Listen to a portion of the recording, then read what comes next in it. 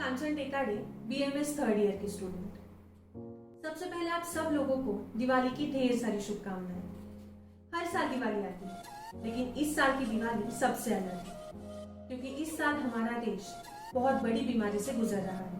इसीलिए ये Diwali special care करके सेलिब्रेट करना जरूरी है।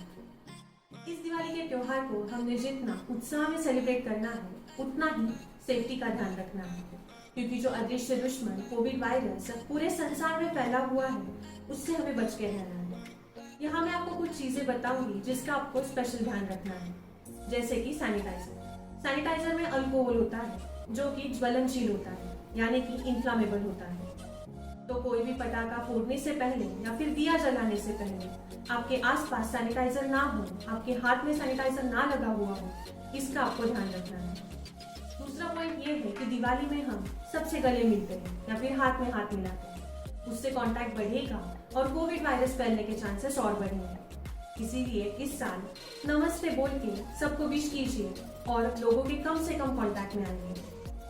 नेक्स्ट पॉइंट ये है कि कोविड वायरस से हमारे लंग की कैपेसिटी कम होती है, और जो हम पटाखे जलाते हैं उससे जो प्रदूषण फैलता है, जो पोल्यूशन होता है, उससे जो अस्थमा के पेशेंट्स हैं या फिर जो कोविड के पेशेंट्स हैं उनको बहुत तकलीफ होती है, या फिर ऐसे पेशेंट जो रिकवर होकर घर आए हैं उनकी भी लंग की कैपेसिटी कम होती है।